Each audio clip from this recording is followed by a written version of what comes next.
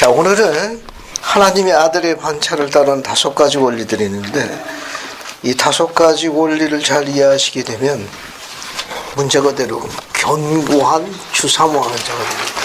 그 5가지 원리를 잘 이해하셔서 적용하게 되면 문제 그대로 견고한 사람입니다.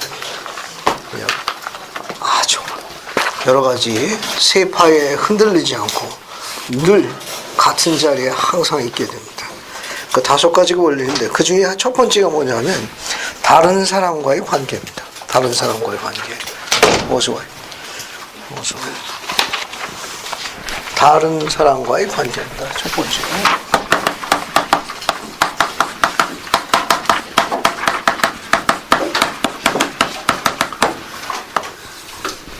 다른 사람과의 관계입니다. 이게 성구가 아주 많이 나와 있는데, 그 성구 중에 앞에 거 2개만 읽어볼게요. 모사이아서 2장 17절하고 4장 13절부터 16절입니다. 예, 모사이아서 2장 17절하고 모사이아서 4장 13절 16절까지 이 성구 2개를 먼저 읽어보죠. 그래서 강영남 자매님, 네. 모사이아서 2장 17절부터. 2장 17절. 예, 모사이아서 2장 17절. 네.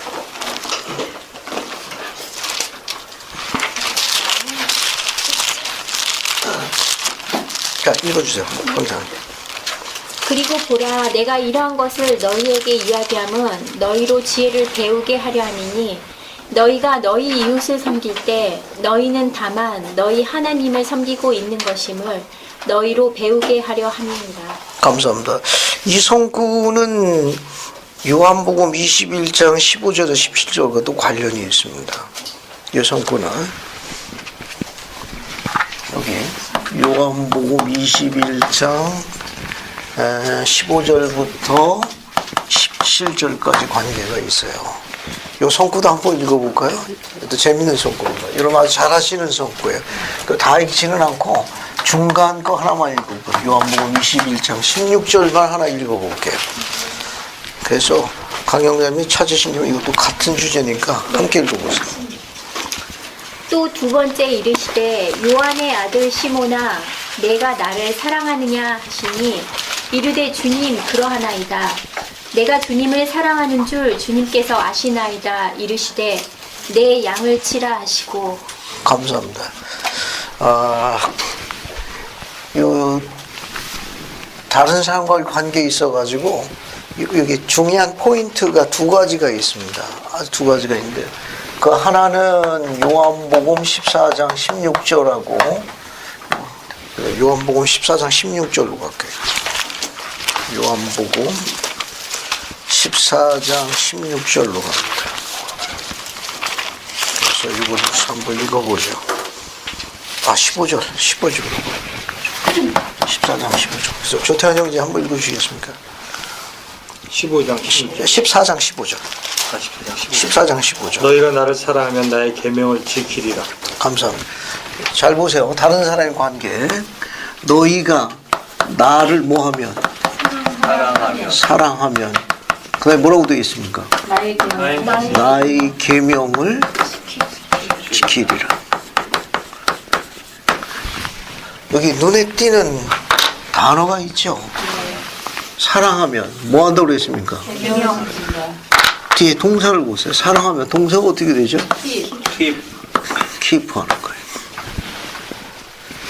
사랑하면 지킵니다. 지킨다는 건 사랑과 관련이 있어요. 사랑하지 않는 건 unkeep입니다. not keep예요. 안 지키. 이 성구도 마찬가지예요. 요한복음 20장 16절도 뭐라고 되어 있습니까? 베드로에게 내가 나를 사랑하면 사랑하면 베드로에게 이야기했죠. 너 나 사랑하냐? 그 베드로가 뭐라고 답변했습니까? 사랑하신 줄 아시지 않습니까? 그래서 주님께서 요구하신 게 뭐죠? 내 양을 치라. 내 양을 먹이라.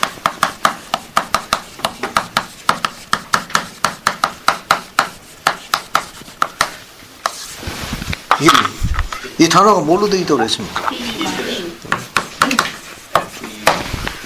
다른 사이의 관계 2가지의 요소입니다. 하나는 뭐 하는 겁니까? 지키는 키프하는 거고 하나는 피드. 피드하는 거예요. 먹이는 거예요. 양육하고 강화하는 겁니다. 이게 뭐 할 때 이루어지는 거죠? 사랑할 때. 따라서 사랑이라는 요소는 죽어가는 거, 시들어가는 걸 소생시키는 큰 힘을 갖고 있습니다. 그게 작동이 되면 어떻게 되느냐? keep, 지키게 됩니다. 그 다음에 feed하는 거예요. 양육하게 됩니다. 강건케 하게 되는 거예요. 전부 어디서 오는 겁니까? 사랑에서 오는 거예요. 하나님의 아들을 따르는 반차의 제일 첫째가 하는 요소는 뭡니까? 다른 사람과 관계에 있어서 사랑. 사랑은 죽어가는 거, 시들어가는 거, 힘을 잃어가는 걸 소생시키는 큰 힘을 갖고 있습니다. 그래서 그런 부분을 이해하시면 첫 번째 하나님의 아들의 반차. 이 반차라는 건 그분을 따라가는 단계를 이야기해요. 계단을 이야기하는 거예요. 그리고 여러분 유인물 여기 어디를 보시는가 하면은 네 번째 장 맨 끝에 보면 용어 설명이 있어요. 맨 끝에 여기 네 번째 6-4 여기 맨 직사각형 밑에 보면은 용어 설명이 나옵니다. 찾았습니까? 네. 이 반차라는 게 있어요. 반차. 오더라고 되어 있죠? 네. 이 오더 여기 하나님의 아들의 반차. 이 말은 뭐냐면 이제 하나님의 아들을 닮아가는 자, 주 사모하는 자가 되는 단계를 이야기하는 거예요. 그 과정을 어떤 서열이나 등급을 정하여 주어 하나님과의 적절한 관계를 맺게 하는 것. 이것이 반차예요. 그러니까 수많은 길이 있는데 어느 길에 들어선 겁니까? 주의 길로 들어선 거예요. 그러니까 주의 길을 들어서 하나님의 아들이 걸어가는 길을 같이 걸어가는 겁니다. 그래서 다시 앞에 보세요. 그 앞에 보시게 되면 거기 성구가 몇 개가 나와 있습니다. 첫 번째 다른 사람의 관계에서 그들을 뭐 하는 겁니까? 사랑하게 되면 어떤 두 가지 동사가 나타나죠? 키프하고 피드하는 겁니다. 유념하실 점이 하나 있어요. 오늘날 우리 시대의 표적이 선지자로 주어진 표적이 크게 세 가지가 있습니다.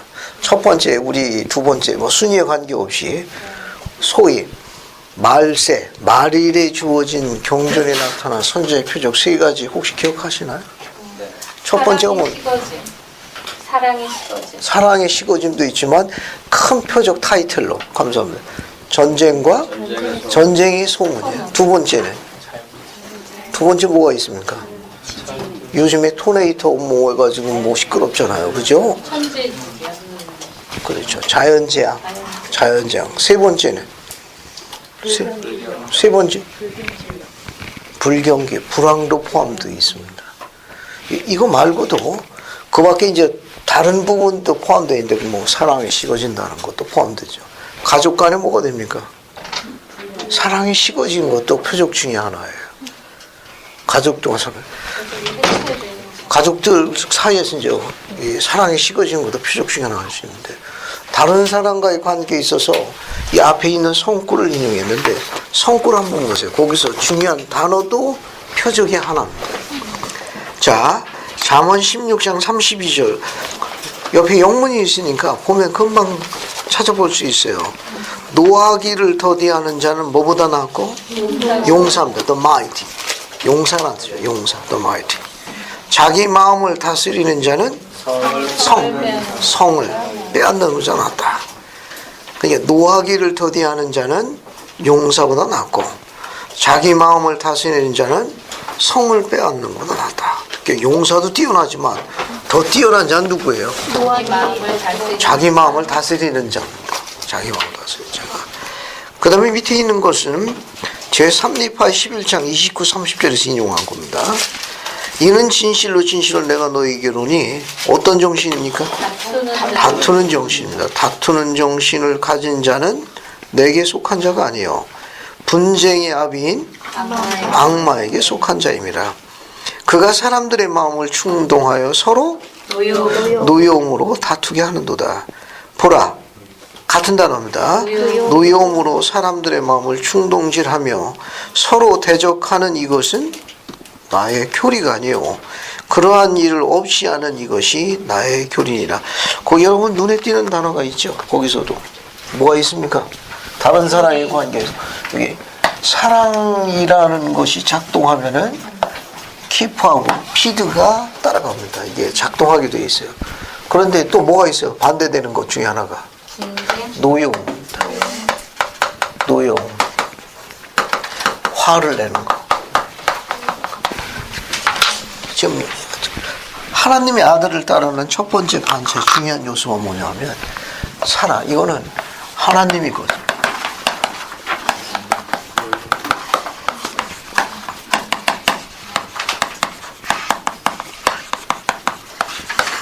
그리스요 거예요. 하나님의 사람이 갖고 있는 특징.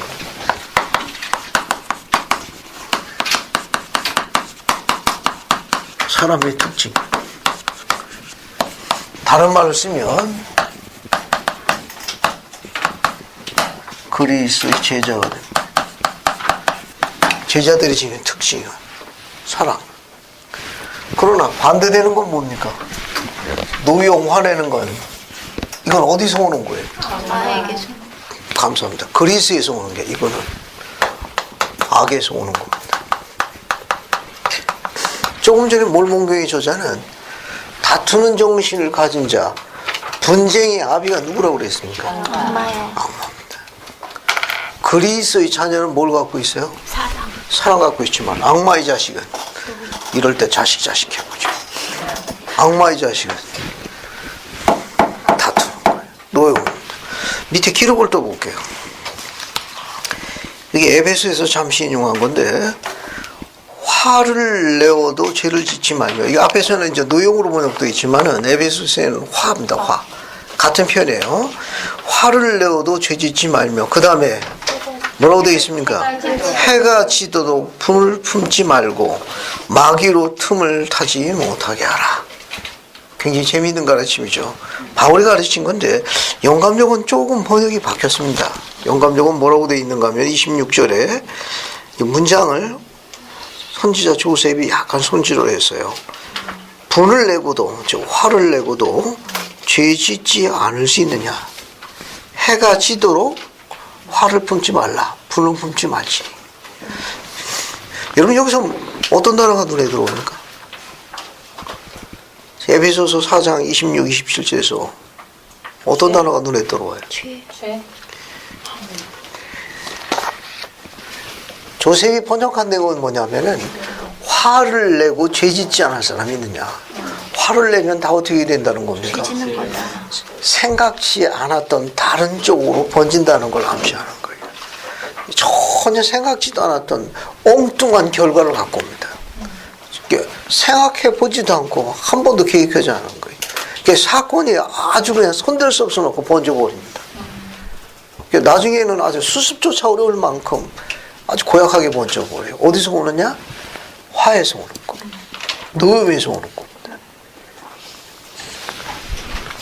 기록은 이렇게 되어 있습니다. 조셉이 분을 내고도 죄를 짓지 않을 수 있겠느냐.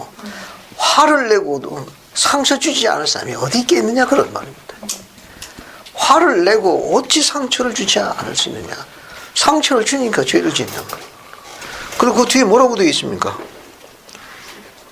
해가 지도록 분은 품지 말라. 이게 결혼 생활에 어떻게 도움될 수 있을까요?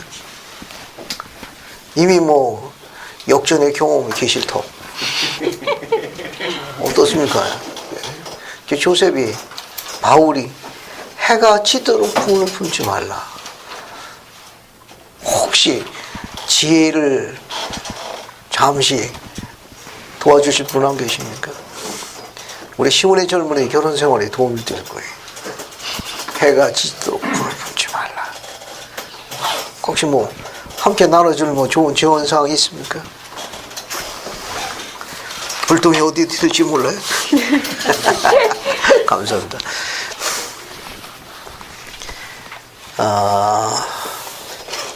이 가르침을 가지고 제가 좋아하는 이유 중에 하나는 결혼 생활 하게 되면 말다툼 할 수 있는 경우가 왕왕 생깁니다.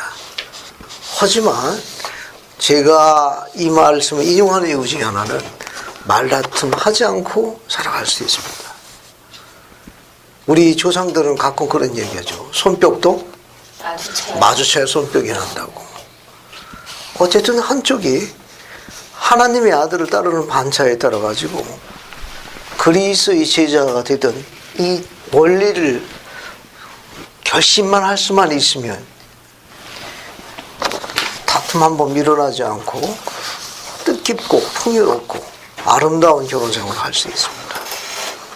상대방 안에 영혼을 키울 수 있는 걸 설명한 거예요. 하나님의 아들을 따르는 반차, 그가 우리의 영혼을 키우신 분이기 때문에 우리 영혼을 키우는 겁니다. 이 영혼을 키운다는 거, 이건 아주 의미 있거든요. 특히 이 가르침 보게 되면 해가 지도록 분을 품지 말라 이렇게 나와 있습니다. 그래서 이 기록에 따라 가지고 재혼을 해드리고 싶은 상황이 있는데 혹 여러분 나중에 결혼하시게 되면 이제 의견 충돌이 있을 가능성이 있습니다. 의견 충돌이 있을 가능성이 있는데 화를 내는 주요 이유가 뭐죠? 뭐 때문에 화가 납니까? 뭐 때문에 이렇게 노여움이 발생하죠? 자기 생각대로 안 되니까. 박길 형님. 예. 뭐 자기가 생각한 건 아니면 계획한 것들이 제대로 되지 않았을 때. 아, 감사합니다. 좋습니다. 박윤대 자매님 뭐 혹시 덧붙이시고 있습니까? 감사합니다. 예. 공감하시는군요. 우리가 화가 나는 거, 노염이 일어나는 것 중에 하나는 경전에 가르치니 흥미있는 게 뭐냐, 자신의 이기심과 관련이 있답니다. 이게 기준이 내가 된 거예요. 그러니까 내가 생각하고 있는 거와 내가 가진 가치에 대해서 그게 안 맞는 거예요. 안 따라와 주는 겁니다. 만족도가 낮은 거예요. 거기서 이제 오는 접점, 충돌이 보통 노여움입니다. 화를 내는 거죠. 또 이게 이제 한 단어로 이야기하게 되면 이제 이기심과 관련이 있으니까 교리적으로 볼 적에는 화내는 건 교만과도 관련이 있습니다. 어쨌든 상처를 주고 속박하게 됩니다. 경제의 가르침을 조금 더 살펴볼게요. 선지자의 가르침입니다. 한번 보시면 우리가 문제에 빠지게 되는 경우는 화를 낼 때입니다. 운전 중 화를 내는 건 분노의 증오스러운 표현입니다. 다시 읽어보겠습니다. 우리가 문제에 빠지는 경우는 대부분 어느 경우입니까? 화를 낼 때입니다. 여러분, 유인물 없는 거. 그래. 여러분 일단 같이 보시죠. 끝난 다음에 별도 나눠드릴게요. 없으면. 우리가 문제에 빠지는 경우는 대부분 화를 낼 때입니다. 특히 또 뒤에 뭐라고 되어 있습니까? 운전 중 화를 내는 건 분노의 증거스러운 표현입니다. 지금 이 글은 고든비 힝크리 회장님이 하신 말씀을 발췌한 거예요. 자, 그러면 일단 적용해 볼게요. 절 보세요. 여러분 나중에 결혼하시게 되면 혹시 의견 충돌이 있을지는 모르겠는데 그냥 노염이나 화를 자제하기 위해서 밖에 나가서 산책하는 건 좋은데 언제 돌아와야 되죠? 언제 돌아와야 되죠? 뭐 그게 먹기 전에. 어떤 소리예요? 지극히 지혜로운 겁니다. 지극히 지혜로운 겁니다. 재원 하나 할게요. 제게도 아들 둘이 있습니다. 늘 당부합니다. 해가 지도록 불을 품지 말라 했으니 하루 해가 넘어가도록 넘기면 안 됩니다. 돌아와야 돼요. 아시겠습니까? 아내나 여자는 경쟁 상대가 아니에요. 적수가 아닙니다. 아내는 내 몸이. 이해하시겠습니까? 거기서 승리했다고 메달 땄다고 자랑하는 남자 세상에서 제일 못생긴 바보예요. 의견 충돌 있을 수 있습니다. 견해 차이가 있을 수 있습니다. 화가 날 수도 있겠죠. 밖을 나갈 수도 있습니다. 산책하는 건 좋지만 어떻게 해야 합니까? 때 되면 밥 먹을 때 되면 돌아와야 됩니다. 됐죠? 밥 먹을 때 되면 돌아와야 돼요. 쉽게 설명해 가지고 때 되면 리턴 되돌아와야 합니다. 그게 뭐 하는 겁니까? 키퍼하는 거예요. 내 여자를 혼자 두지 마세요. 용사가 아닙니다. 성약으로 맺은 거예요. 성약으로 뭐라고 맺었는가 하면 이렇게 기록되어 있습니다. 그러므로 한 남자가 부모를 떠나 한 아내와 어떻게 되어 있습니까? 연합하여 둘이 하나가 될 줄 알고 성약을 맺은 게 바로 결혼이에요. 결혼 성약에 아내와 연합하여, 이 연합한다는 건 그녀를 홀려 두지 아니하며, 그녀를 홀로 두지 아니하며 가장 가까이 머물러 가장 민감하게 반응하며 그런 뜻입니다. 배려하며 그런 뜻이에요. 열매를 누가 먹었죠? 이브가 먹었죠. 그죠? 근데 아담이 왜 열매를 먹었습니까? 이브가 먹으라고. 참 착해, 그죠? 이브가 먹으라고 했다, 그죠? 이브가 먹으라고 그랬어. 나중에 줄 쓸 때도 그럴 거예요, 그죠? 설하는 때 줄 쓸 거예요. 왜 여기 섰냐 물었더니 아내가 여기 서라고 했었습니다. 이야기를 언제 오도. 이 말은 뭘 의미하는가 하면 아담이 그렇게 성약을 맺었기 때문에 그렇습니다. 내가 그녀를 홀려 두지 아니하며, 이해하시겠습니까? 내가 그녀를 홀려 두지 아니하고 내가 지키기로 당신과 성약을 맺었는데 그만 이 여자가 선악과 열매를 먹어 내 곁을 떠나게 되었습니다. 그러나 내가 지키기로 당신과 성약을 맺었기로 그녀와 함께하고 지키기 위하여 혼자 두지 않겠다고 했으므로 제가 열매를 먹었나이라고 이야기한 겁니다. 그게 결혼 성약. 남자의 결혼 성약입니다. 제일 중요한 성약. 때 되면 어떻게 한다? 들어온다. 밥 먹을 때 되면 들어온다. 즉시 돌아와야 합니다. 됐죠? 네. 그게 내 남자가 되는 길입니다. 밥 먹고 난 다음에 싸우면 언제 들어와요? 그거는 조인경 형제한테 물어보세요. 조인경 형제한테 물어보세요. 개인적으로. 감사합니다. 그럼 뭐 밥 먹는 시간을 계속 땡기는 수밖에 없죠. 자, 밑에 보세요. 아, 그리고 또 하나 더. 결혼하고 난 다음에 운전 중에 의견 충돌이 있을 수 있습니다. 견해가 안 맞을 수 있어요. 보통 자녀가 없을 때는 별개 문제였는데 이제 자녀가 있게 될 경우에 자녀 문제로. 또 시월드라고 들어보셨습니까? 이 시월드권이 차 속에서 얘기할 때는 가능한 한 주제를 안 삼는 게 지혜로운 겁니다. 이제 시월드를 주제로 삼게 되게 되면 의견 차이가 있을 수가 있습니다. 그러나 오늘 결심하죠. 시월드, 시부모, 시댁적으로 시월드라고 해요, 요즘에 그 매스컴에 인터넷 뉴스 잘 안 보시는구만.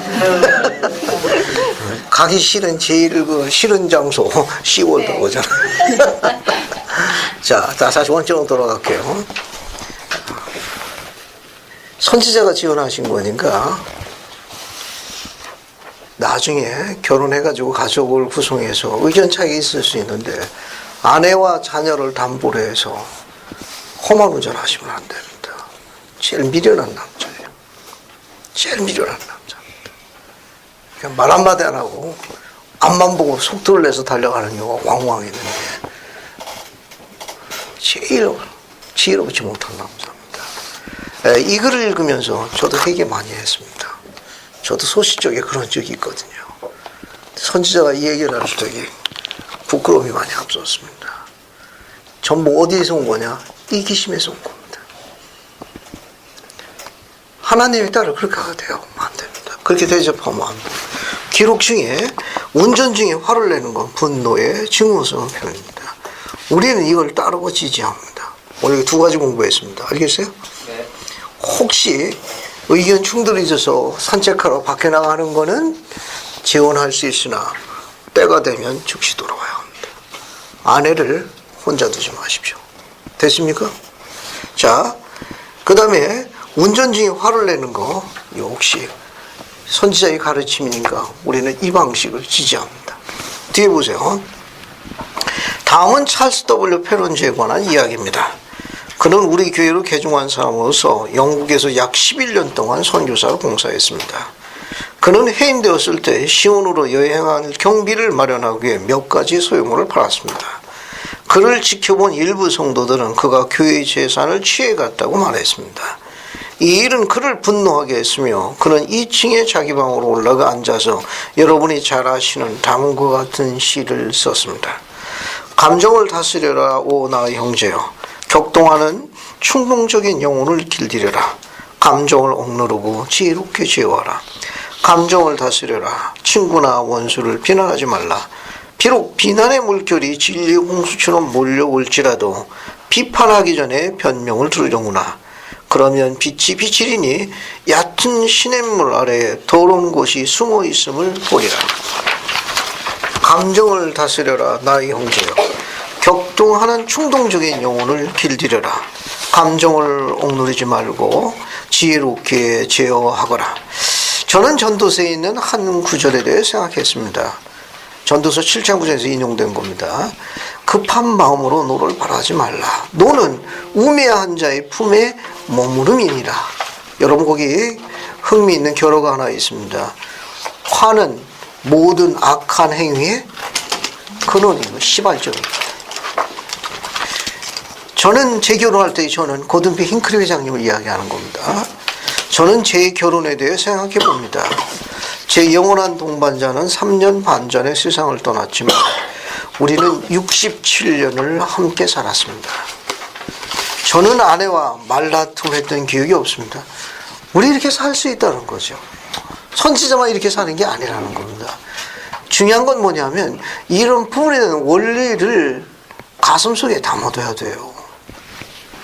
절 보세요. 저는 이런 걸 깨닫는 열련의 많은 과정, 하나님의 율법을 가르치는 이스라엘 율사를 가르치는 과정 중에 이런 부분에 대한 영감을 많이 받게 됩니다. 그런데 가르치는 거 실제로 느끼는 데는 시차가 좀 있어요. 이것은 올바른 가르침이라는 것이 가슴 속에 새겨져야 합니다. 혹 어떤 생각을 할지를 잘 모르지만 불편함이 없길 바랍니다.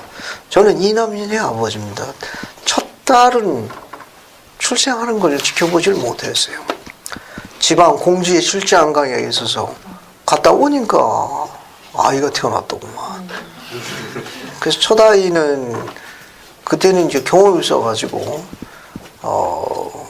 몸이 안 좋다고 이야기 들었습니다만은 그거는 이제 모르고 갔다가 이제 가가지고 이제 왔더니 벌써 아이가 태어났더라고요. 나머지 이제 세 자녀는 이제 곁에서 지켰습니다. 근데 이 남자의 마음이라는 게 얼마나 간사한지 태어나기 전까지만 하면은 아주 겸손해집니다. 그러나 아이가 태어나서 자라고 난 다음부터는 아내가 그렇게 피 흘려나는 것이 기억에서 실종되고 이제 이기심으로 가득 차게 됩니다. 그것을 기억하는 데는 시간이 좀 필요했습니다. 그 과정을 이해하고 난 다음부터는 어머니로서 대접받아야 할 가르침에 대해서 충분히 이해하게 되니까 나머지는 중요하지 못했습니다. 나머지는 이제 제한받지 않게 되니까. 여러분 절 보세요. 제가 말 못하는 사람입니까? 어떻게 생각하세요? 말 못하는 사람 같죠? 집에 가면 말 못하는 데에 되겠다고 결심하게 됩니다. 왜? 그 안에서 그만큼 아내의 영혼이 자유로워지는 거예요. 그만큼 자유로운 거예요. 여러분 제가 미련해 보입니까? 답답해 보이나요? 집에 가면 제일 미련하고 답답합니다. 그 안에서 아내의 위치가 확보되는 거예요. 손길에 대한 것으로 자기 존재를 찾게 되는 겁니다. 혹시 이해가 되시는지 잘 모르겠네요. 그 길이 훨씬 더 지혜롭다는 것은 어떻게 보면 생존 방법이죠. 그래야 계란 후라이도 하나 더 얻어먹거든요. 내 손길이 가야지 하면서 공간을 확보해 주는 일입니다. 이해하시겠습니까? 다른 건 중요한 게 뭐예요? 더 쉽게 설명하게 되면 짐을 덜어주는 사람이 되십시오. 짐이 되어지는 남자가 아니라 짐을 덜어주는 남자가 되고 성약을 하게 됩니다. 그래서 그녀가 목숨을 걸고 내 아들과 딸을 지상에 들여서 내게 밖에서 무엇을 하든가 간에 그걸 키퍼하고 그것을 비대해주는 이 세상에 다 하나뿐이 없는 내 아들과 딸의 영혼입니다.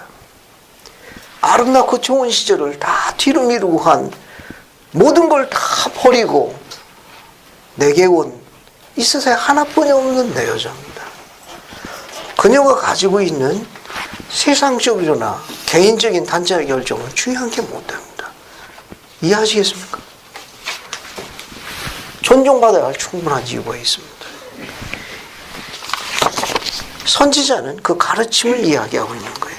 그렇게 할 적에 하나님께서 내게 주신 선물이라는 개념을 이해할 적에 베드로에게 이야기했지 않습니까? 이름을 바꿔봅시다.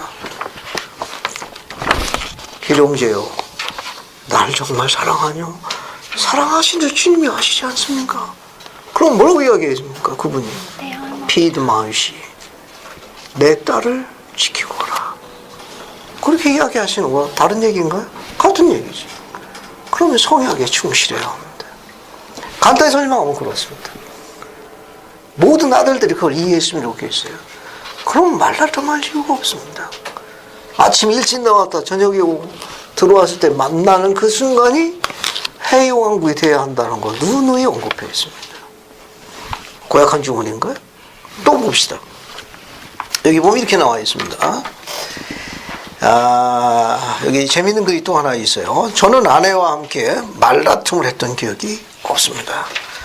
아내는 저와 함께 여행을 했고 모든 대륙에 대해 이야기를 나누었으며 사람들에게 친절과 사랑으로 행동할 것을 권면했습니다. 몇 년 전에 구입한 어떤 작은 책에 다음과 같은 내용이 실려 있었습니다. 한 번은 신문에서 비방이 된 사람이 에버렉에게 와서 어떻게 해야 할지를 물었습니다. 에버렉은 이렇게 말했습니다. 아무것도 하지 마십시오. 신문을 산 사람 중 절반은 그 기사를 보지 않았습니다. 그 기사를 본 사람 중 절반은 그것을 읽지 않았습니다. 그 기사를 본 사람 중 절반은 그것을 이해하지 못했습니다. 그것을 이해한 사람 중 절반은 그것을 믿지 않았습니다. 그것을 믿은 사람 중 절반은 여하튼 개의치 않는 사람들입니다. 밑에 선지자의 지혜로운 인생의 조언이 담겨져 있습니다. 저기 그 부분은 이게 붉은 줄로 쳐도 괜찮은 문자예요. 너무나 많은 사람들이 사소한 문제를 과대평가합니다. 우리는 너무 쉽게 상처를 입습니다. 감정을 상하게 하는 다른 사람의 말을 무시하고 넘겨버리고 자기 길을 굳굳이 가는 사람이 행복한 사람입니다. 그 사람이 견고한 사람이에요. 그 사람이 견고한 사람입니다. 신이 사랑하는 사람, 신께서 들어올리는 사람입니다. 다시 읽어보겠습니다. 감정을 상하게 하는 다른 사람의 말을 무시하고 흘려버리는 겁니다. 자기 길을 가는 사람, 굳굳이 가는 사람, 그 사람이 어떤 사람이에요? 행복한 사람입니다. 그 사람이 견고한 사람이에요. 이거요. 자, 그 다음 뒤에 보세요. 기자들이 어떤 사람의 생일날 인터뷰를 한 이야기입니다. 그는 노인이었습니다. 기자들이 그에게 장수의 비결을 물었습니다. 그는 이렇게 대답했습니다. 아내와 나는 결혼할 때 만약 다툴 일이 생기면 우리 중 한 사람이 집 밖으로 나가 있자고 지원했습니다. 내가 장수를 내린 비결은 결혼 생활을 통해 바깥의 신선한 공기를 너무 많이 마셨기 때문일 겁니다. 얼마나 지혜로워요. 그죠? 또 밑에 보세요. 사랑하는 형제 여러분, 이제 마치면서 저는 여러분에게 감정을 자제하고 얼굴에 미소를 띠시기를 부탁합니다. 그러면 분노가 사라지고 사랑과 화평, 감사와 존경의 말을 하게 될 것입니다. 이렇게 할 때 여러분의 삶에 후회가 없을 겁니다. 결혼 생활과 가족 관계는 보존, 키프입니다. 보존될 것이며 훨씬 더 행복해집니다. 행복이 점점 양육됩니다. 비드하는 거예요. 더 큰 선행을 하게 될 겁니다. 놀라운 화평을 느끼게 될 겁니다. 어린 자녀들이 오우러 크면서 가끔은 자녀들이 그런 불평을 할 때가 있습니다. 엄마가 너무 목소리가 커요. 너무 요새 세상 말로 얘기하면 돌직구죠. 너무 그냥 이야기하는 게 우리를 너무 힘들게 하는 경우도 있어요. 하면서 이제 종종 이야기하는 경우가 있습니다. 그때 자녀들에게 제가 종종 그런 얘기합니다. 엄마가 그렇게 돌짓고 날 적에 그때가 너희들이 제일 행복한 시기란다. 엄마가 힘이 있으며 너희들이 지킬 힘을 나타내는 수치가 아주 높은 수치란다. 엄마가 만약에 중병이 걸려서 아파서 들어놓으면 엄마가 그런 힘 있는 목소리 낼 수 있냐? 아니요. 엄마가 그렇게 지치지 않고 너희들을 갖다가 일일이 전부 다 돌짓고 다 돌아다니며 던질 수 있냐? 못 던지죠. 아이들 가라사대. 엄마가 힘 있을 때 그런 거구나. 꿈보다 해몽이 더 중요합니다. 긍정적으로 생각하십시오. 그 음성을 즐겨 들을 수 있기를 자녀들에게 이야기합니다. 나중에 그 음성을 그리워할 때가 올 거예요. 밑에 거 봅시다. 이제 두 번째 요소는 뭡니까? 하나님한테 두 번째 요 반찬은 하나가 되는 거예요. 하나가 되는 겁니다. 그러면 원리를 간단하게 설명할게요. 하나가 되는 건 어디서 오는 겁니까? 그리스도 것이. 이제 간단하게 설명해가지고 모으는 거, 뭉치는 건 전부 어디서 오는 겁니까? 그리스도의 것이. 쪼개지고 나누고 갈라지게 하는 거는 전부 악에서 오는 거예요. 그런 기본 원리를 이해하셔야 됩니다. 이 하나가 된다는 건 비원이에요. 비원인데 한 단어로 쓰게 되면 이 단어로 씁니다. 유니티. 단합하는 거예요. 단합할 때 우리가 느낄 수 있는 가장 큰 수익이 뭡니까? 이게 뭉칠 적에 힘이 생겨요. 감사합니다. 지금까지 한 번도 보지 못했던 힘이 생기는 거예요. 그 힘은 우리가 지금까지 경험하지 못했던 우리에 대한 자긍심을 가져다 줍니다. 그냥 숨어있던 다른 힘을 이제 내재하기 시작해요. 전부 어디서 오느냐? 유니티에서 오는 거예요. 하나가 되는 데서 오는 겁니다. 밑에서 우리가 그 성구가 많이 있는데 그 빈칸 채우는 걸 먼저 볼게요. 대표적인 겁니다. 여러분이 잘 아시는 거예요. 이거 모세서 7장 18절에서 발췌한 겁니다. 그러므로 진실로 이같이 주가 이루니 시온은 기뻐하라. 무릇 시온은 이것이니 거기 영문을 옮겨 쓰시면 돼요. 이거 교대서야 97편 21절 인용한데 마음이 청결한 자라. 자, 마음이 청결한 자.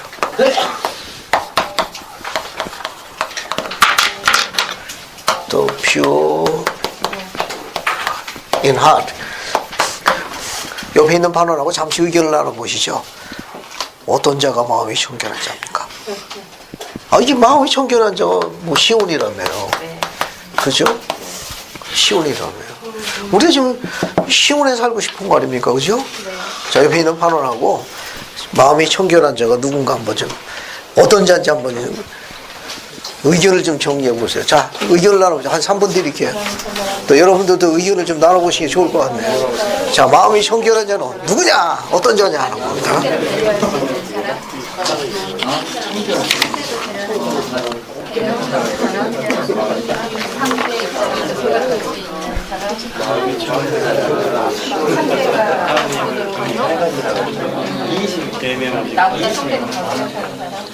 그래야지만 하나가 될 수 있을 자, 의견을 좀 나눠보세요. 마음이 청결한 자는 어떤 자입니까? 정리된 답이 있는 건 아니에요. 알겠습니까? 여러분 의견 한번 내보세요. 어린아이들은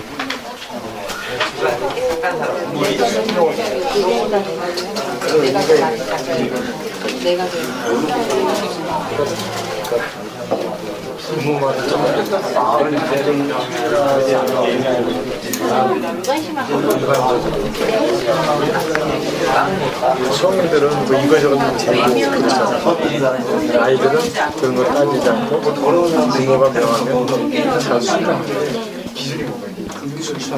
그런 의미가 있는 것 같아요. 이제 또 또 어린아이들 특성이 이제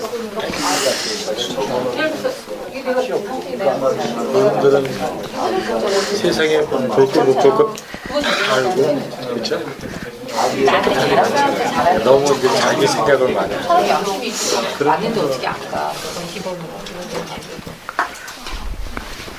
아니 또 시간을 드리니까 왜 또 더 얘기 안 하십니까? 저 마음껏 얘기하고 시간 드렸는데. 청결한 분은 한쪽 번만 계신 것 같으네. 좋습니다. 이제 절 보세요. 김용미 자매님, 이제 절 보십시오. 절 보세요. 자, 그러면 김용미 자매님은 어떤 자가 마음이 청결한 자 같아요?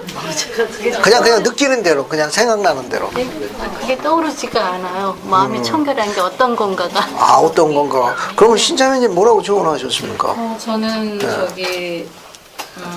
상대를 이해하고 상대를 이해하고. 상대 입장에서 생각할 수 있고 예. 또 상대를 좀 기쁘게 해줄 수 있는 게 마음이 청결한 게 아니에요. 아, 감사합니다.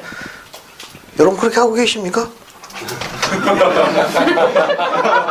상대가 행복해야 내가 행복하니까. 그렇죠. 상대편의 입장에 서가지고 상대편에 서가지고 상대편이 행복할 수 있도록 그 입장에서 모든 걸 배려해준다 그런 말인데 약 올라요.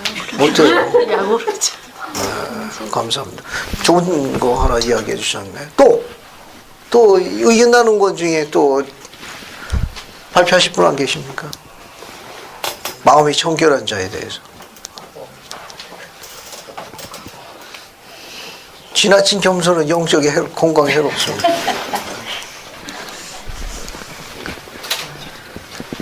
또 지원하실 분 있습니까? 뭐 강자매님. 형제님께서 말씀해 주셨는데요. 네. 저 영어 원문이 The Pure in Heart이잖아요. 그래서 그 pure라고 하는 것 자체가 굉장히 순수한 것을 얘기하는데 그러려면 어린 아이들처럼 그렇게 되어야 된다는 건데 그렇게 된다는 거는 그만큼 순종한다는 그런 의미. 감사합니다. 아, 물론 배려한다는 거, 순종한다는 거. 참, 여러분 이제 우리 말라기에 보기에는 재밌는 기록이 있습니다. 아비가 아들을 언제 아끼냐? 언제 아끼죠? 말라기에 맨 마지막 에 글이 딱 하나 나와 있습니다. 순종할 때 아비를 따르는 아들을 아끼나니 그렇게 기록해 놨습니다. 아주 재밌게 기록했어요. 또, 자 오늘 좀 이제 어린아이 같은 순종식 이야기하면 욕심이요. 박사님. 욕심이요. 욕심이 없는 사람 감사합니다. 감사합니다. 욕심이 없는 사람. 또 어떻게 구체적인 뭐 예를 들어 설명할 수 있습니까? 욕심이 없다고 그렇게 이야기했는데 보통 부모님들은 자녀가 욕심이 있는 걸 원하는데 세상 것을 세속적인 그렇죠 세상적인 것을 좀 유욕적인 면을 버려라. 이렇게 좀 나름대로 좀 정리를 해볼게요. 이제 절 보세요. 지금 이제 하나가 된다고 이야기를 하는 건 유니티와 관련이 있다고 그랬고 유니티는 하나님의 것이고 그리스의 것이라고 이야기를 했습니다. 그래서 지금 이제 설명한 내용을 다음 성구하고 같이 한번 볼게요. 다음 성구하고 같이 봅시다. 이건 이제 모세 앞에 거는 교리야 성약 97편 21절이고 뒤에 거는 모세서 7장 18절에서 인용했습니다. 계속 보세요. 자 거기 보면 그리고 그들이 one heart and one mind니까 한 마음, 한 뜻이 되어 의롭게 하며 그들 가운데 가난한 자가 없었으므로 그의 백성을 뭐라 불렀더라? 시온이라 불렀더라. 그죠? 러셀 M. 넬슨 장로님이 하신 하나가 되는 중요한 다른 가르침을 남기고 있습니다. 이 인용물은 누누이 자주 읽어보시고 마음속에 접어두세요. 특히 조금까지는 남편에 관해서 제가 이야기를 했는데 아내들에게 전하는 메시지입니다. 부부가 어떻게 한 해가 되느냐. 지금까지는 이제 남편에 관한 걸 설명했는데 넬슨 장로님은 아내들에게 이 아주 지옥 같은 말씀을 했습니다. 한번 읽어보죠. 전혜경 자매님, 인용 문제 이거 한번 읽어보세요. 신권을 존중하면. 신권을 존중함은 존경을 낳고 존경은 경건함을 낳으며 경건함은 계시를 낳습니다. 감사합니다. 앞에 보세요. 이 남편, 아버지 다 마찬가지입니다. 남자이기 때문에 결함과 약점이 있을 수 있어요. 하지만 그가 집안의 감정으로 신권을 갖고 있기 때문에 신권을 갖고 있는 건 주님을 대신하는 거예요. 그래서 그를 존중하라는 겁니다. 신권을 존중하라는 거예요. 때로는 그 남편이 마음에 안 들 수도 있습니다. 이런 그대로 항상 남의 편만 들 수 있거든. 하지만 그가 지니고 있는 신권은 그가 그렇다 하더라도 영원한 성약에 기울여서 성약 안에 거하면 그가 지금 신권을 존중하라는 겁니다. 청결한 자라는 건 어떤 상태를 이야기하는가 하면 영원한 성약에 귀 기울여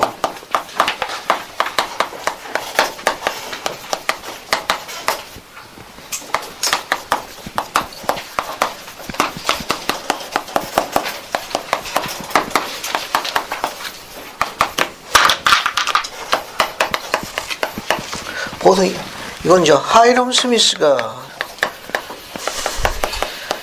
이야기한 인용 문제 잠깐 인용하고 봅니다. 하이럼 스미스 뭐라고 했는가 하면 영원한 성약에 귀 기울이는 자다. 영원한 성약에 귀 기울이는 자다. 그리고 마음을 청결한, 정직한 상태로 유지하는, 합당하게 되려고 하는 자다. 이렇게 설명했습니다. 하이럼 스미스가. 이게 영원한 성약에 귀 기울이는 겁니다. 그 가르침을 쫓는 거예요. 그래서 그 가르침대로 올바르게 살아가는 겁니다. 올바르게 생활해서 합당함을 계속 유지하는 상태. 그런 자를 우리가 마음이 청결한 자다. 첫 번째 제일 중요한 것은 뭐냐면은 영원한 성약에 귀를 기울이는 자입니다. 그래야만 정결한 상태로 나아갈 수 있고 그래야만 합당한 자로 들림을 받습니다. 아주 하이럼 스미스는 이제 이렇게 설명했어요. 마음이 청결한 자는 영원한 성약의 가르침에 귀를 기울여야 합니다. 그리고 그것을 그대로 순수한 마음으로 따라서 해야 됩니다. 그렇게 생활하게 되면 합당한 상태로 나아가니까 계시를 받을 수 있을 거예요. 이 원리가 같은 방법으로 적용된 겁니다. 신권을 존중합니다. 신권을 존중하면 어떻게 되느냐? 신권을 존중하면 어떻게 돼요? 존경심이 자라기 시작합니다. 존경심. 시작은 어디냐? 존중하는 거예요. 존중하는 겁니다. 생전에 저희 어머니께서 늘 그 얘기를 하셨습니다. 저희 부친이 약간 독특하셨어요. 그래서 어머니는 늘 이렇게 이야기하셨습니다. 아버지가 아프신 것이란다. 생활 방식이 다른 아버지와 다를 뿐이란다. 그러면서 항상 존중할 것을 가르치셨습니다. 다만 다른 아버지와 너희들에게 대하고 엄마한테 대하는 방식이 조금 다를 뿐이지 아버지를 존중해야 된다고 종종 말씀하시곤 했어요. 그리고 항상 조용경제 말대로 때가 되면 돌아오셨습니다. 중간과정은 약하게. 저는 그걸 잘 이해합니다. 신권을 존중합니다. 존중하게 되면 존경심이 자라기 시작해요. 존경심이 자라기 시작하면 경건한 상태에 머무르게 됩니다. 이 경건함이 계시를 불러옵니다. 재밌죠?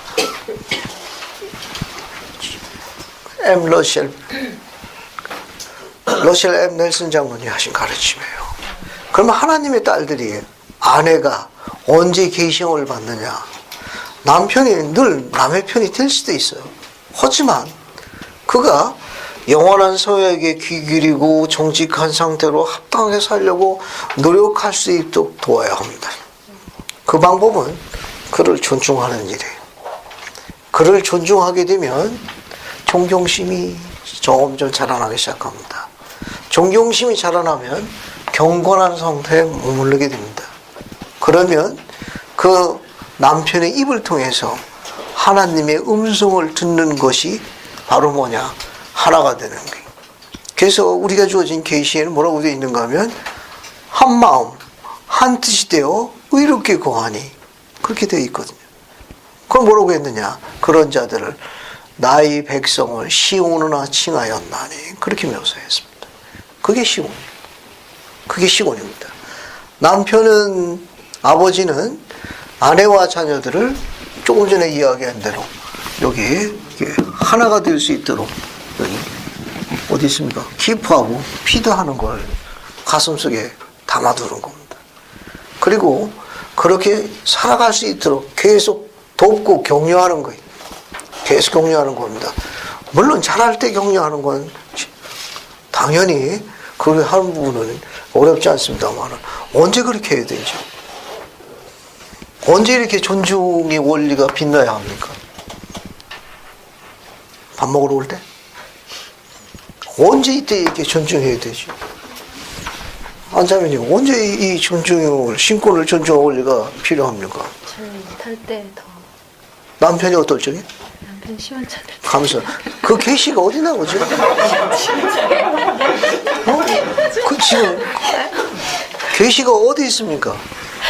아내에게 준 유일한 계시가 우리가 그냥 교리화성에게 있는데 25편이요. 25편 25편 한번 볼게요. 교리화성에 교리화성약 25편 보겠습니다. 자, 교리화성약 25편으로 가겠습니다. 25편 5절을 한번 읽어볼까요? 25편 5절입니다. 25편 5절 한번 읽어보도록 하죠. 저기 신혜경자매님 네. 찾으셔가지고 한번 읽어보세요. 25편 5절입니다. 내 부름의 직분은 내 남편 나의 종 조셉 스미스 2세가 고난 중에 있을 때 온유한 심령과 위안의 말로 그를 위로하는 일이 될지니라. 감사합니다. 여러분 여기서 눈에 띄는 게 뭐가 있습니까? 고난주에 강자님 뭐가 눈에 들어와요? 고난주에 있을 때 고난 중에 있을 적에 힘들어할 때입니다. 지칠 때. 절 보세요.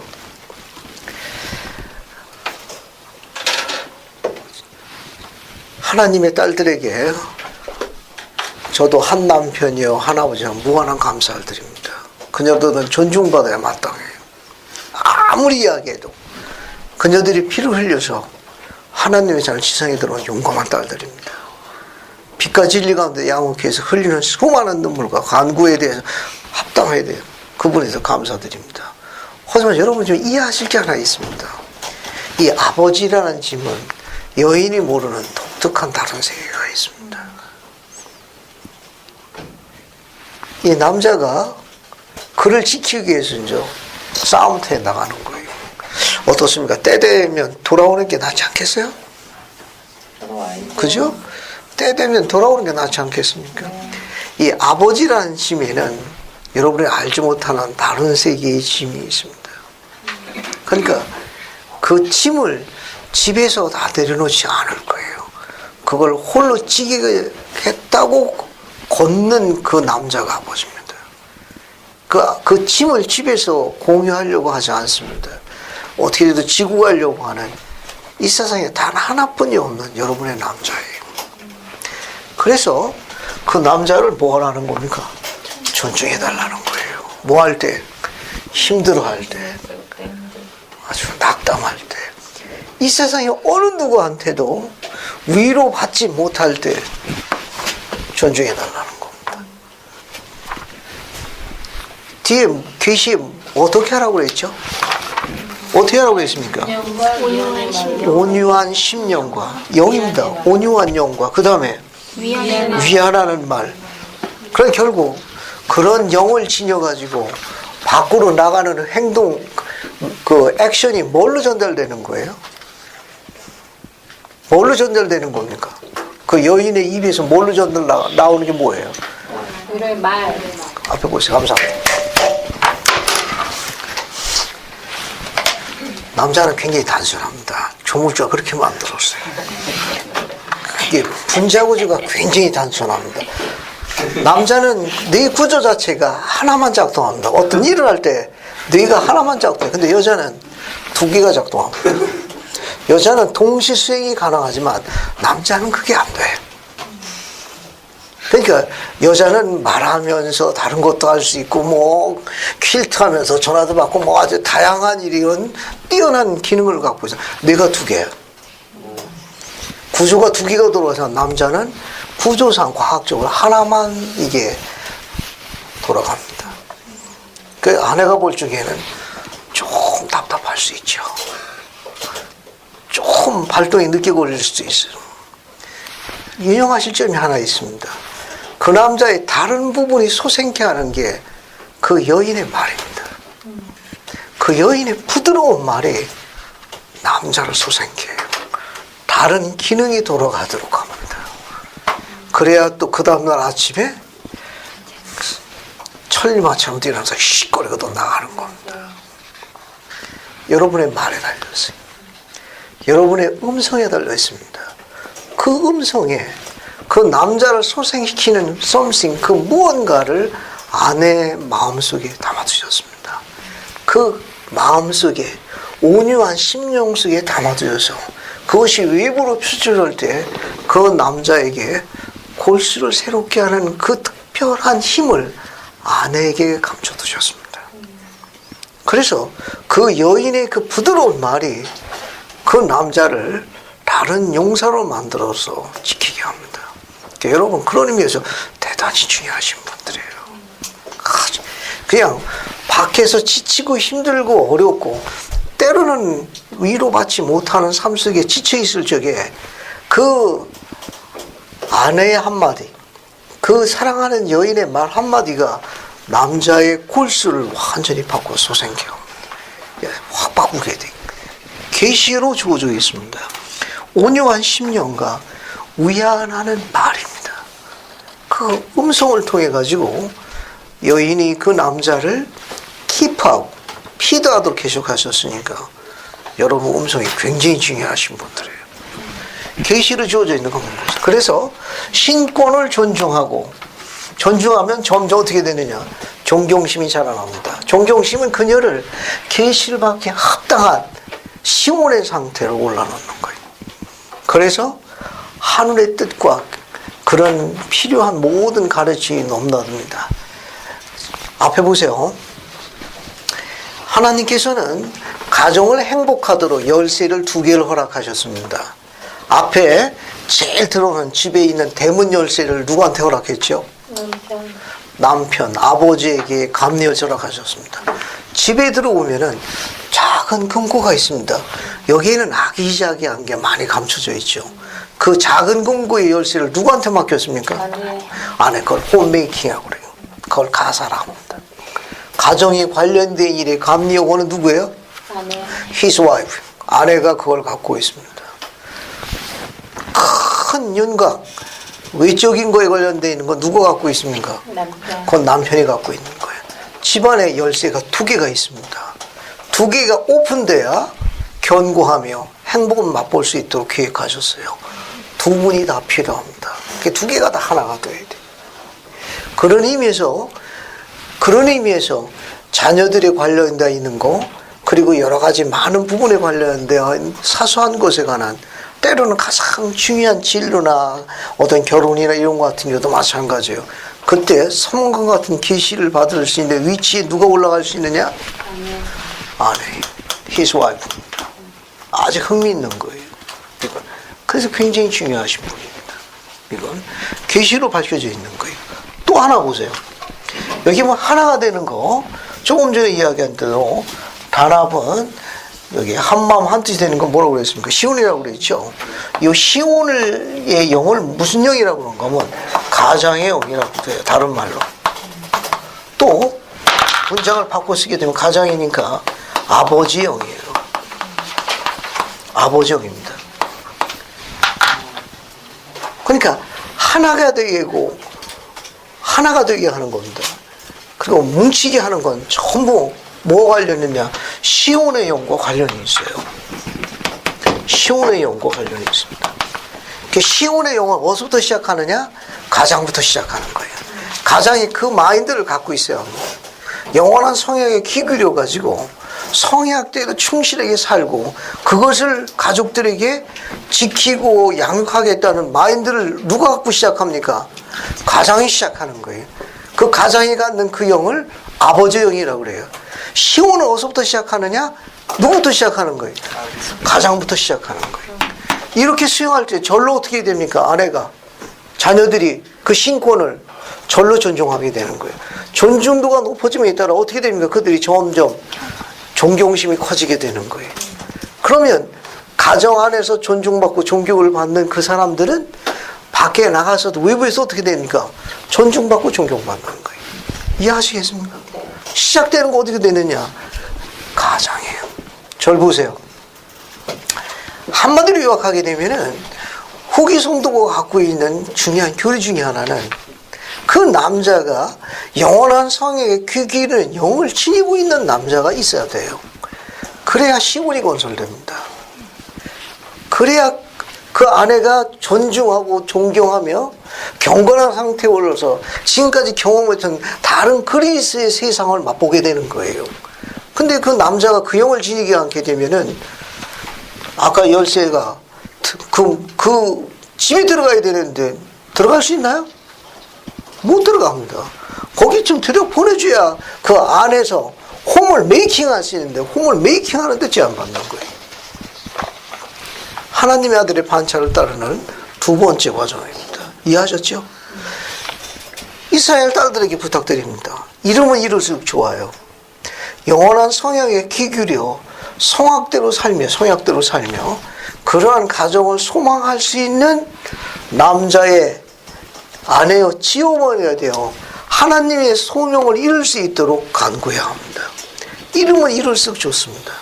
빠르면 빠를수록 좋아요. 주님께서 도와주실 거예요. 그런 선한 소망을 갖고 있을 경우에 주님이 동행하시는 겁니다. 저를 보세요. 우리가 경전에 있는 기록 중에 한나 기억하시나요? 네. 한나가 자녀를 못 낳아가지고 고생 많이 했죠. 네. 그 분인다라는 동사가 얼만큼 스트레스 줬습니까? 한나가 어떻게 했습니까? 그 가슴 아픔 때문에 성전 가서 성전에 가가지고 기도했죠. 네. 기도했을 적에 당시 제사장이었던 엘리가 뭐라고 잔소리했습니까? 그렇죠. 소리내어 기도하는 게 부끄러워 마음속으로 기도했습니다. 가슴이 너무 많이 아프고 저려가지고 입 밖으로 간구하기가 힘이 들어서 입속으로 우물거리며 그의 하나님께 소청했습니다. 그것을 엘리가 여자가 태나부터 포도주 취하여 어찌 된 일이냐. 그때 한나가 뭐라고 답변했죠? 혹시 기억하십니까? 한나가 이렇게 이야기합니다. 내 주여, 제가 술에 취한 것이 아니니이다. 그때 한나가 이렇게 이야기합니다. 제가 마음이 슬픈 여자로서이더라고 하는 단어를 씁니다. 마음이 슬픈 여자라고 용어를 썼어요. 절 보세요. 이제 조금 더 정리해 볼게요. 한 세상 살아오면서 마음이 슬프지 않은 여자가 이 세상에 누가 있습니까? 마음이 슬프지 않은 여자가 누가 있냐고. 한나가 대변한 거예요. 저는 마음이 슬픈 여자로서이다 라고 이야기합니다. 그때 한나가 쓴 마음에 슬프다는 슬픈 여자라는 슬픈 히브리 원전이 뭔지 아세요? 뜻이? 원전의 뜻은 쓸모없는, 가치 없는이라는 뜻입니다. 자기가 아내로서 쓸모없고 가치가 없다고 생각한 단어를 직접 썼습니다. 나는 마음이 슬픈 자로서라는 그 슬픔이라는 건 자신을 가치 없고 자신이 가지고 있는 임무에 대해 가지고 그런 부분에 대해서 가치가 없다고 쓸모가 없다고 그렇게 소망을 이루어가는 아픈 상태를 표현한 표현입니다. 이해하시겠습니까? 근데 그녀가 어떻게 됐습니까? 삶이 바뀌었잖아요. 우리 가운데 소망이 없고 쓸모없는 존재로 생각할 때 그게 정말 슬픈 거예요. 쓸모가 없고 소망이 없는 상태로 쓸데없는 존재로 느끼는 그 상태에서 전환할 수 있습니다. 이해하시겠습니까? 전환할 수 있어요. 이 부분도 같이 적용해 볼 수 있습니다. 자, 그 다음에 여러분 어디를 보시는가 하면은 이제 세 번째 보세요. 세 번째 원리입니다. 세 번째 원리는 뭐라고 나와 있죠? 세 번째, 이거 흥미있는 겁니다. 시련은 그만한 가치를 갖고 있습니다. 너무 누누이 설명했으니까 더 설명을 하지 않겠는데, 여러분 여기 성구를 하나 읽어볼게요. 히브리서 10장 36절입니다. 나머지 성구 여러분이 잘 아는 성구니까 요거 하나 볼게요. 히브리서 10장 36절 보세요. 히브리서 10장 36절입니다. 그래서 한번 읽어볼게요. 한번 읽어봅시다. 그래서 신방실 자매님, 히브리서 10장 36절 한번 읽어주실래요? 10장 36절. 35, 36절 읽으세요. 두 절 읽는 게 낫겠네요. 두 절나 읽으세요.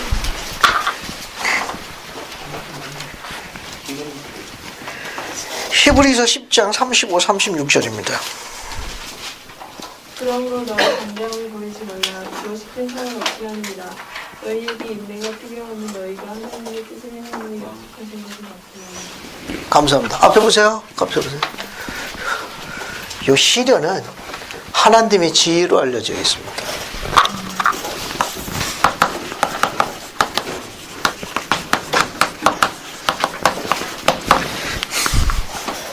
시련이 없으면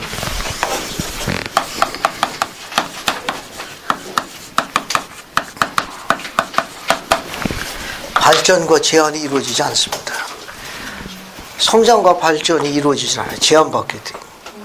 그렇다고 해서 일부러 자초하시면 안 돼요. 아, 오늘 전고 배웠다. 일을 좀 벌려야지. 시련만큼 커지라. 그런 의미를 이야기하는 게 아닙니다. 그런 의미를 이야기하는 거고, 앞에 보세요. 앞에 보시기 바랍니다. 아버지 리하이가 광야에서 아들을 둘렀죠. 그 이름이 어떻게 됩니까? 요셉과 야곱. 야곱과 요셉을 낳았습니다.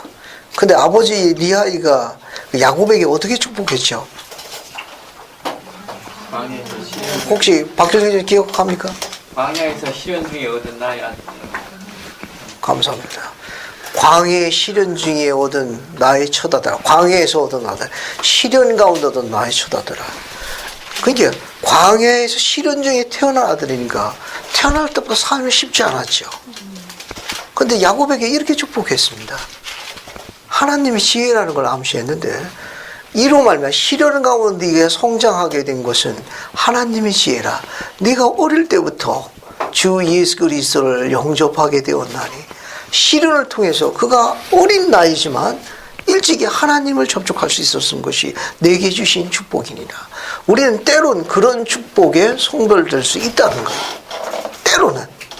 때로는 오히려 그게 번성하고 유복하고 그런 거 말고도 우리는 잘 모르지만 하나님의 그분의 영광을 드러낼 수 있도록 그분의 계획의 증인으로 부름받는 사람이 있었습니다.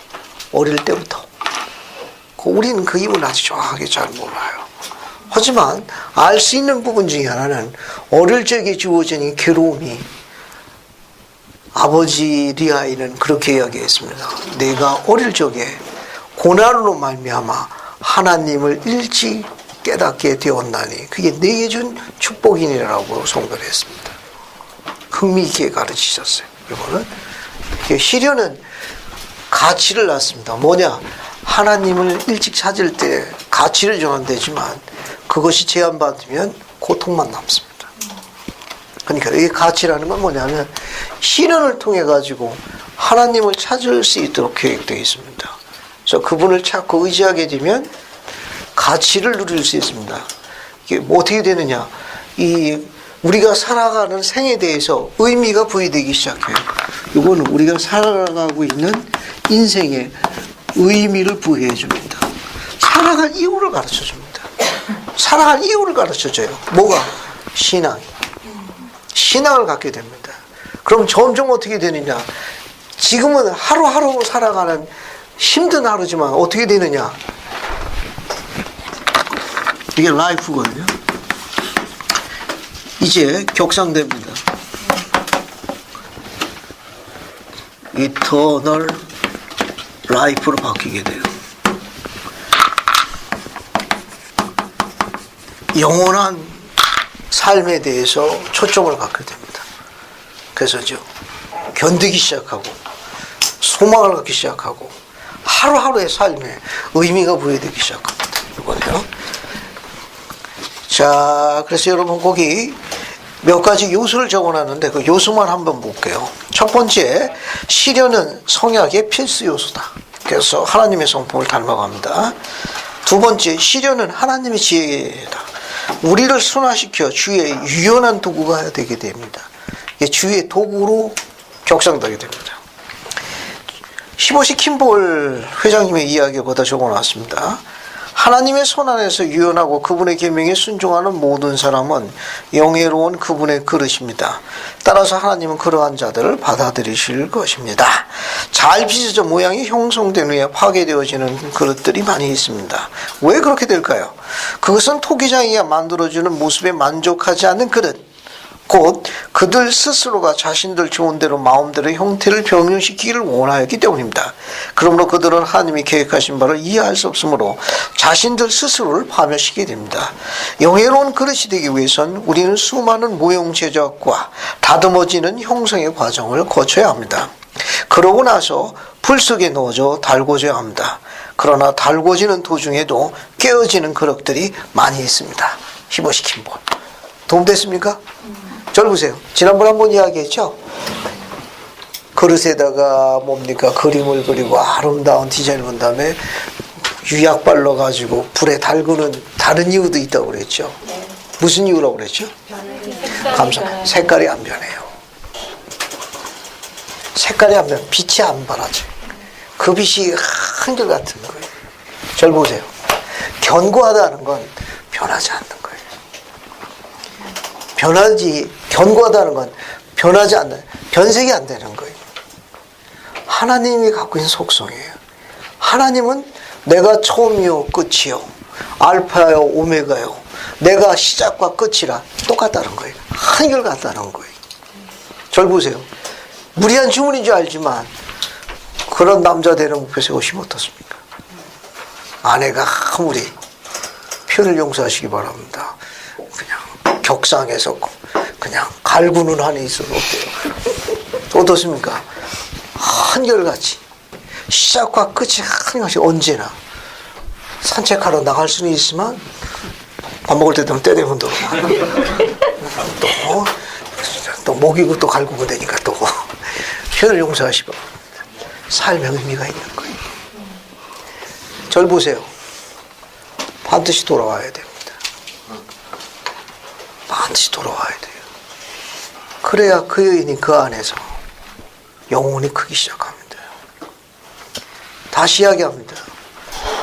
하나님이 제일 싫어하는 거, 하나님의 딸을 아프게 하는 일입니다.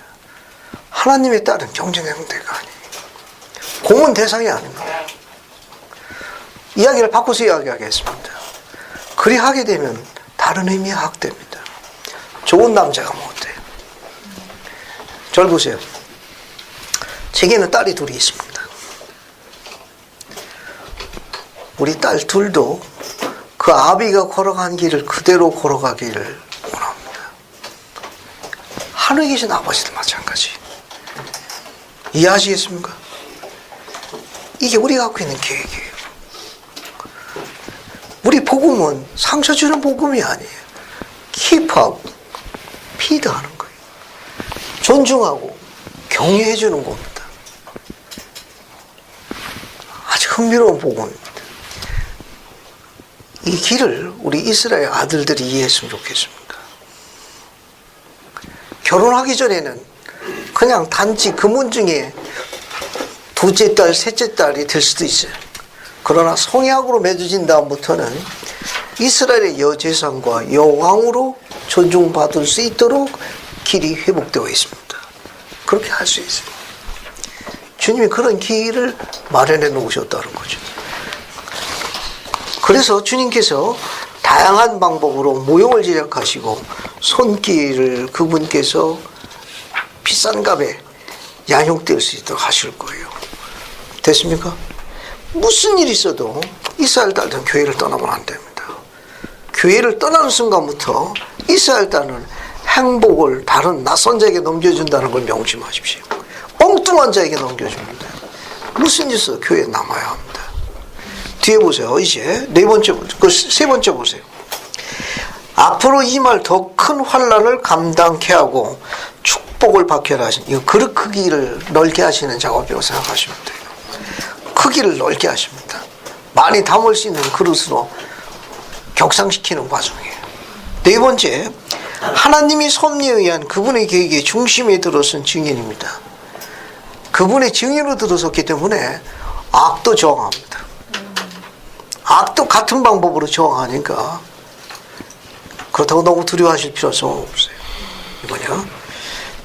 주님께서 도와주실 거예요. 네 번째, 우리가 의식을 받게 되면 그에 상응하는 천국무리의 도움을 받게 됩니다. 이게 아주 독특한 가르침. 의식에 천국무리의 도움을 받게 되는 건 하나님의 영이 함께한다는 의미와 같습니다. 우리가 언제 하나님의 영을 동행하느냐? 의식을 치룰 때. 의식을 치룰 적에 그 의식 안에서 하나님의 영을 공유합니다. 잘 보세요. 다 정리되어 있으니까요. 기도도 하나의 의식입니다. 그러니까 기도해야 하나님의 영이 동반되는 거예요. 그러면 가족이 하나님의 영이 동반되려면 어떤 의식을 따라야 합니까? 가족 기도예요.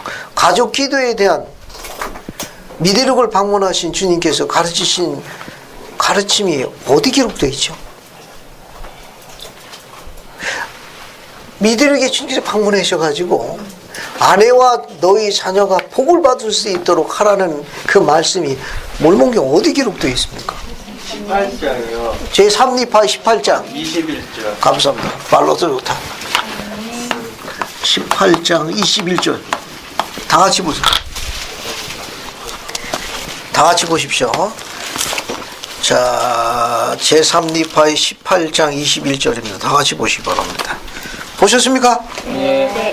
자, 제가 시작하면 항상 나의 이름부터 복받게 하라까지 같이 읽는 겁니다. 준비되셨나요? 네. 시작하면 박자 이름부터 같이 한번 크게 읽어봅시다. 자, 시작. 항상 나의 이름으로 너희를 가져가서 아버지에게 기도하여 너희의 아내와 너희의 자녀들이 복받게 하라. 감사합니다. 하나님의 영을 동반하는 하나의 의식입니다.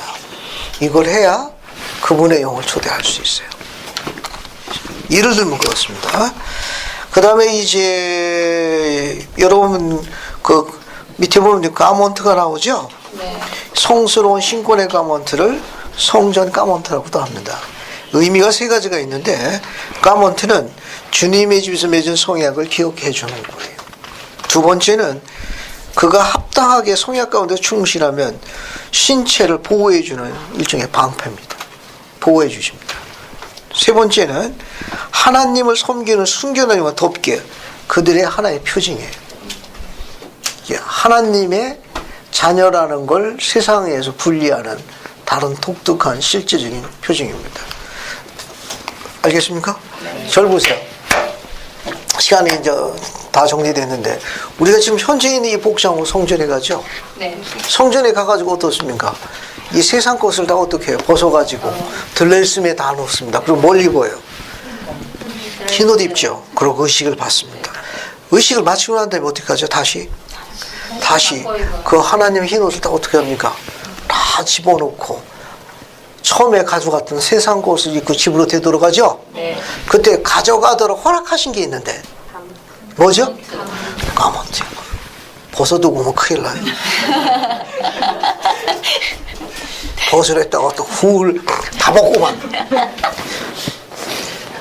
왜 가먼트를 갖고 와도 허락하셨죠? 왜 집으로 갖고 와도 허락하셨습니까? 하나님의 성향을 허락하시는 거예요. 하나님과 맺은 성향을 기억하라는 겁니다. 그럼 두 번째, 보호에 내가 성향에 충실하면 내가 너를 지키는 방패와 성벽이라는 걸 가르치시는 거예요. 두려워하지 말라는 거예요. 네가 혼자가 아니라는 거예요. 내가 너와 함께하며 내가 너를 지키고 내가 부르면 언제든 응답하고 내가 널 떠나지 않으면 내 약속이 주어진 게 바로 그 독특한 의식의 옷입니다. 어때요? 여러분이 간절히 부르짖었는데 응답 안 해주면 그렇죠. 스마트폰 바꿔야 돼. 통신산업도 바꿔야 되는 거예요. 응답 잘 되는 걸로 바꿔줘야 돼. 자, 밑에 있는 거 또 봅시다. 5번째, 신앙은 뭐의 원리입니까? 권능의 원리입니다. 밑에 뒤에 보면 몇 가지 인용문인데 인용만 읽으면 돼요. 인용만 읽어보면 아시겠습니다. 선지자 조셉 스미스의 가르침입니다. 결실이 풍부하지 않으면 신앙이 부족한 결과입니다. 신앙을 다른 말로 바꾸면 노력이에요. 같은 말입니다. 신앙은 다른 말로 표현하면 노력이에요. 이게 결실이 없는 건 노력하지 않아서 그렇습니다. 노력해야 결실을 맺는 거니까 신앙도 똑같은 요소를 갖고 있습니다. 그러니까 어떤 사람이 축복을 갖기를 원한다. 어떤 해당 축복을 갖기를 원한다면 해당되는 축복에 대한 일을 노력해야 돼요. 됐죠? 네. 예를 들어가지고 영어 점수를 내야 된다. 그럼 어떻게 해야 합니까? 공부는 한자도 안 해. 그리고 어떻게 해? 죽어라고 기도만 해. 죽어라고 기도만 해. 기도 내용이 뭡니까? 가능하시면 아인슈타인이 와가지고 시험을 대신 보게 해주세요. 그래서 결과가 어떻게 나오죠? 아인슈타인이 와가지고 한 대 줘맞고 가네. 그건 2000년에도 응답이 안 되는 거예요. 어떻게 해야 합니까? 공부해야 돼. 노력해야 되는 거예요. 최선을 다하는 겁니다. 그래도 점수가 안 나와. 나머지는 누가 돕는 겁니까? 주님이 사정 기준을 바꿔주는 수밖에 없어. 이해하셨죠? 네. 그건 나머지는 주님께서 알아서 할 일이야. 난 내 힘껏 다 하면 되는 거예요. 나머지는 주님 모으지. 그게 신앙이라는 요소입니다. 됐죠? 그 밑에 거 보세요. 여러분의 현재 위치에서 주님이 원하시는 위치에 가기를 위해서는 많은 노력이 필요합니다. 그런데 그 과정이 어때요? 되게 고통과 곤경과 고통을 수반합니다. 동반자예요. 다른 걸 희생해야 합니다. 자신과 싸워야 돼요. 리차드 스코트. 그 다음에 니르이 맥산이 하신 말씀입니다. 이것도 인생에서는 부진한 시기가 있을 수 있습니다. 그것을 잘 활용하십시오. 인내는 이러한 인생 외관상 부진해 보이는 시기에 항변하기보다는 지난 과거를 경이로움으로 채우고 앞에 놓여 있는 것에 대한 기대를 활용하는 데 도움이 될 겁니다. 시련을 통해서 배우는 첫 번째 가장 중요한 신의 성품이 뭐냐? 인내입니다. 인내. 우리는 외관상 평범한 것이도 뭘 해야 됩니까? 맛을 내야 합니다. 절 보세요. 정리가 되어 있습니다. 이 영문이 플랫입니다. 플랫. 타이어가 펑크나면 그걸 영어로 뭐라고 그러는지 아세요? 플랫 타이어라고. 우리 인생에 이게 위로 올라가야 되는데 타이어가 터지는 시기가 있을 수 있어요. 짜증나죠? 얼마나 짜증납니까? 그 시간에 어떻게 해야 합니까? 인생의 맛을 내야 합니다. 그 맛을 뭘 의미하죠? 귀하게 타이어 터진 거, 타이어가 여기 성질을 내고 화내봤자 타이어가 상처받나요? 한번 타이어 보고 한번 화내보세요. 짜증내보고. 타이어가 뭐라고 그러나? 쓸데없는 짓이에요. 이 말은 뭐냐면 때로는 부진한 시기가 있을 수 있다. 뭔가 제한받을 수 있는 시기가 올 수 있어요. 근데 그 시기가 고통스러운 게 아니고 그 시기는 뭘 하는 거야? 인생의 맛. 그동안 안 봤던 책을 볼 수도 있고 산책할 수도 있고 그죠? 그동안에 자기가 정리 안 했던 주변 정리도 할 수 있고 활용할 수 있습니다. 잘 활용할 수 있습니다. 어떻습니까? 그로 인해 가지고 다음 단계로 올라갈 수 있습니다. 권 회장님 산 좋아하시죠? 예. 한동안에 등산의 리더로 아주 그냥 뭐 저명한 이름을 들어요. 어때? 산에 올라갈 적에 한 번도 안 쉬고 올라갑니까? 쉬어야죠. 왜 쉽니까? 힘을 받기 위해서. 감사합니다. 산 한 번도 안 쉬고 꼭대기까지 올라간다. 예를 들어가지고 숨 안 쉬고 올라간다. 나는 쉬는 건 내 인생에 없다. 나는 오로지 전진, 오로지 전진이야. 내 인생에 쉼은 없다. 정상에 올라가면 어떻게 되죠? 그렇게 올라가면 내려올 적에 헬리콥터 타고 내려와요. 아시겠어요? 나중에 그 119 헬리콥터 불러야 된다니까. 무슨 얘기인가 하면 산을 타보시면 알아요. 1시간 정도 고픈하면 반드시 적정한 시간 쉬어야 됩니다. 그때 등산화도 한번 정리하는 거예요. 다시 발을 편하게 해주고 끈도 져주고 배낭에 있는 짐이 엉클어진 거 다시 하고, 그죠? 거기에다가 입이 즐거운 것 좀 하고 산청경 좀 하고 심호흡 좀 하고, 그죠? 그러고 난 다음에 다시 정비하고 다음 단계에 올라가는 겁니다. 그래야 정상을 올라가는 거예요. 이해하셨죠? 우리 인생이 산 타는 것과 똑같습니다. 산은 우리에게 인생을 가르쳐줘요. 뒤에 보세요. 뒤에 봅시다. 이제 손자 조셉 스미스의 가르침, 신앙은 하나님의 종의 음성을 통해서, 하나님의 종의 간증을 통해서, 즉 하나님의 말씀을 통해서 옵니다. 간증은 항상 예언과 계시를 수반합니다. 거기 직사각형이 있죠? 네. 헤럴비 회장하신 아주 유명한 말씀입니다. 이것이 바로 신앙이 권능의 원리라는 걸 설명하는 아주 주옥 같은 말씀입니다. 거기 보세요. 하나님을 믿는 신앙에 의해서 찾았습니까? 네. 거기서 빌려올 습니다. 같이 한번 읽어보고 마칠게요. 준비되셨나요? 네. 시작하면 같이 읽습니다. 자, 시작. 하나님을 믿는 신앙에 의해서 하나님과 조화될 수 있으며 하늘에 계신 우리 아버지로부터 받은 권능과 지혜로 우리가 지닌 개인적인 힘과 예지로는 도저히 해결할 수 없는 문제를 해결할 필요가 있을 때 우리는 우주의 힘을 빌려올 수 있습니다. 감사합니다. 보통 이런 경우를 천사가 동행한다고 그러고 천사가 수종 들어준다고 경험합니다. 우리 이런 경험할 수 있습니다. 꼭 선지자고 사도하고 그런 분들만 경험하시는 게 아니에요.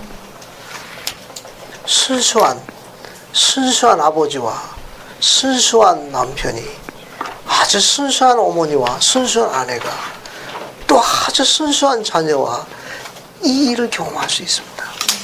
천사가 수종 들어주는 경험을 할 수 있어요. 이런 익사이트한 경험을 할 수 있길 바랍니다. 우리 힘으로 되지 않는 그 일을 하늘의 천사가 수종 들어주는 우주의 힘을, 우주의 권능을 지상으로 끌어올 수 있는 독특한 권능의 증인이 될 수 있습니다. 하나님 또한 수고 많이 하셨는데 가끔은 몰몬경의 그 성구를 읽으면서 소망을 갖긴 합니다. 배가 미대륙으로 출발했을 적에 형들이 니파이를 돛대에 묶었죠. 돛대에 묶자 폭풍과 일고 배가 앞으로 간 게 아니라 여러분 아시다시피 들어갔습니다. 나중에 산 같은 파도와 폭풍과 일어 배가 침몰하기 직전에 위협을, 그런 극적인 절박한 상황에 이르자 니파이를 풀어주죠. 자, 니파이가 어떻게 했나요? 거기서 폭풍을 멈춰는 감사합니다. 경전의 기록은 사흘 동안 묶였다가 나흘째 되는 날 침몰 직전에 가서 나흘 만에 풀어줬습니다. 아내가 울어도, 어린 것들이 울어도 결국 풀어주지 않았다고 기록되어 있습니다. 우리는 그런 경우를 경험할 수 있습니다. 우리 삶에 인생의 폭풍 가운데 눈물로 울부짖고 어린 것들이 부르짖어도 때로는 그런 경험을 할 수도 있습니다.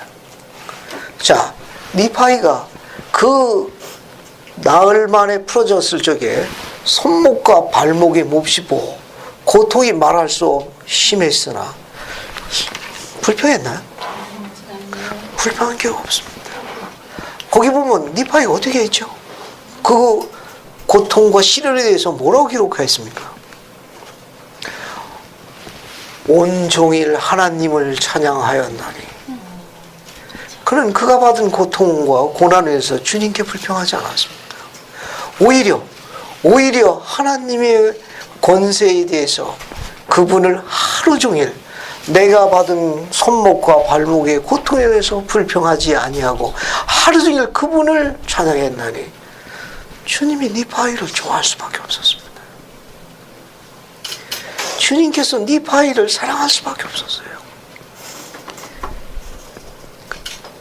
상징적인 표현이지만 바로 그분도 지사여서 그렇게 대접을 받았습니다. 니파이가 가족의 생계를 이끈 사람입니다. 강철알이 부러져서 저게 나무활로 가족을 먹여 살린 사람이고 배를 지은 사람입니다. 그는 가족을 위해서 희생한 사람. 그러나 그를 아무것도 아닌 것을 여겼습니다. 그를 때리려고 했을 뿐만 아니라 그를 죽이려까지 했으나 그는 그럼에도 불구하고 하나님께 불평하지 않았습니다. 자신이 지고 가야 할 그 짐에 대해서 조금도 불평하지 않았어요. 오히려 그 일을 겪어갈 수 있도록 허락해 주고 하나님의 권세를 찬양할 수 있음을 오히려 감사했습니다. 하루 종일 하나님께 감사했습니다.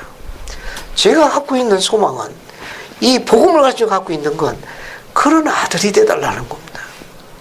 그런 남편이 되달라는 거예요. 그런 아버지가 되달라는 겁니다. 잘해왔습니다. 열심히 살아왔어요. 하지만 그럼에도 불구하고 다소 사소하고 아무것도 아닌 것이 우리를 아무것도 아닌 것처럼 상처받게 할 적에 그때 리파에게 한 그대로 하루 종일 그분을 찬양할 수 있도록 영성을 가져달라는 겁니다. 그가 배전에 나가 기도하니 어떻게 됐죠? 잠잠해졌어요. 어떻게 됐습니까? 모든 것이 잔잔하여지더라. 자연이 폭풍과 파도가 순종하더라고 기록했습니다. 여러분, 그런 일이 증인이 되고 싶지 않습니까? 그렇다고 올여름에 그런 데 찾아가라는 건 아니에요. 하지만 그런 소망은 가져달라는 겁니다. 처음과 같이 한결같았던 답답하고 때로는 촉각이 늦지만 견고한 내 남자로서 성장해달라는 겁니다. 주님이 도와주실 거예요. 주님이 축복하실 겁니다. 그래서 우리가 다른 건 몰라도 세상적인 건 위로를 못해줘도 우리는 그런 방법으로 우리 딸들을 사랑합시다. 우리 딸들이 속박받은 것이 아니라 자유로운 영으로 성장할 수 있도록 합시다. 그 안에서 위로와 즐거움을 얻을 수 있길 바랍니다. 그래서 그 딸들이 이 지상에 하나님의 딸로 온 거에 대해서 자신들이 걸어갔던 수많은 아픔과 고통에도 불구하고 니파이처럼 하루 종일 주님의 권세를 찬양할 수 있도록 합시다. 주님은 도와주실 거예요. 소망을 잃지 마십시오. 예수 그리스도로 합니다. 아멘.